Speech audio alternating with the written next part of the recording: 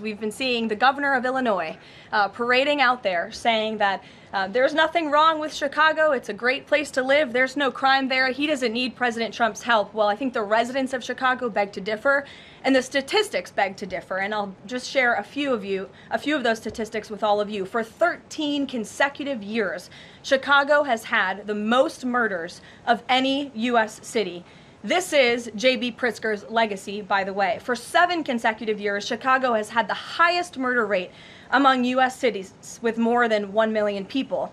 In 2024, just last year, Chicago's murder rate per capita was 3 times higher than Los Angeles and nearly 5 times higher than New York City. That's more than double the murder rate in Islamabad and nearly 15 times more than Delhi. Out of Chicago's 147,899 reported crimes this year, that's how many crimes have been reported in Chicago since January 1st. There have only been arrests in 16% of them. These numbers are unacceptable. There have been more illegal guns recovered in Chicago than in New York City and Los Angeles combined. Since President Trump's intervention, there have been more than 1,283 arrests right here in the District of Columbia.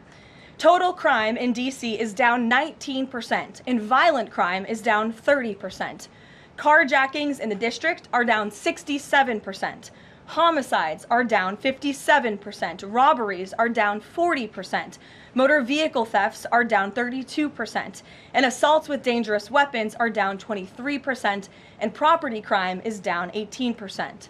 These numbers prove the president's bold actions to make D.C. safe and beautiful again are working, just like he said they would. And that's why on Monday, the president took additional action to sign an executive order taking steps to ensure that cashless bail in Washington, D.C. is eliminated.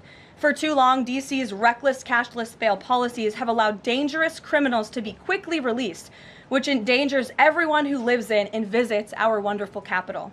No cash bail has also foolishly forced law enforcement to repeatedly arrest the same offenders over and over again, only for them to be released back into our nation's capital. This is the definition of insanity, and the president is seeking to end it. He also signed a separate executive order addressing the crime emergency in D.C. by instructing the National Park Service to hire additional United States Park Police officers to support public safety, and directing the U.S. Attorney's Office for D.C. to hire additional prosecutors to focus solely on violent and property crimes. So while liberal Democrats across the country continue to double down on their failed soft-on-crime approach, the American people, including local D.C. leadership, business owners, and residents, are rallying behind President Trump's crime crackdown. According to new polling, 81% of Americans say crime is a major problem in large cities across the country. And a clear majority of Americans believe the president's actions are justified and necessary to reduce crime in these cities. Indu Bhatia, who runs a liquor store a half-mile from the White House here just down the street, is one of those Americans who are grateful for President Trump's public safety push. Indu recently told the New York Post that her store was robbed so many times that they had to spend exorbitant sums of money on security, jeopardizing her family's financial future. But thanks to President Trump's strong action, Indu said, quote, "All of my employees, including me, we feel much safer, and even our customers feel really happy when they walk into our store." And just yesterday, Washington, D.C. Mayor Muriel Bowser credited President Trump for surging federal law enforcement personnel and said neighborhoods, quote, "feel and are much safer." We thank Mayor Bowser for her cooperation and her willingness to help us make D.C. safe and beautiful. This entire effort has vindicated what President Trump and law and order advocates have been saying for years, and this is our message to Americans in Democrat-run cities nationwide. Decline is a choice. You don't have to live in constant fear of being robbed, raped, or murdered. Your leaders are lying to you, and they have been failing you for decades. The President Trump approach of upholding law and order by letting our brave men and women in blue actually do their jobs to aggressively fight crime works. In just a few weeks, President Trump has done more for D.C. residents than Democrats did in 50 years. And this can be replicated in other crime-ridden cities across the nation. As President Trump has said, all of these elected officials in charge have to do is pick up the phone and ask for the president and the federal government's help. President Trump doesn't care if they are a Republican or a Democrat leader. He wants Americans to be safe and for every law-abiding American citizen across the country to be able to thrive in their city and in their community. I have two questions. The first question is associated with the shooting that occurred the other day. And I want to ask the question of, we know that it's not a gun thing. Any rational person knows it's not a gun thing. We know it's a mental health issue. So I want to know from you, what is President Trump and the White House going to do to address mental health issues around the country associated with these shootings? And the second thing is Chicago. You know, anybody with, and I say with a connected brainstem, knows that Chicago's crime is out of control. And young black men are getting killed, laying dead in the middle of the streets every single day in Chicago. No president has addressed any of these issues. And so what is the White House going to do to address issues in their capacity to deal with the conflict and violence in Chicago? Sure.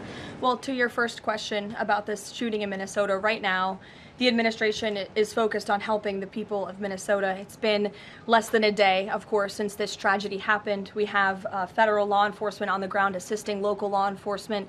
This investigation is ongoing. There's still a lot of facts to understand about these circumstances, and so we're going to continue to do that. As for Chicago and cracking down on crime, it is a priority of this administration to ensure that American cities are safe again, and I'm so glad that you brought up the crime in Chicago, because we've been seeing the governor of Illinois parading out there saying that there's nothing wrong with Chicago. It's a great place to live. There's no crime there. He doesn't need President Trump's help. Well, I think the residents of Chicago beg to differ, and the statistics beg to differ. And I'll just share a few of those statistics with all of you. For 13 consecutive years, Chicago has had the most murders of any U.S. city. This is J.B. Pritzker's legacy, by the way. For 7 consecutive years, Chicago has had the highest murder rate among U.S. cities with more than 1 million people.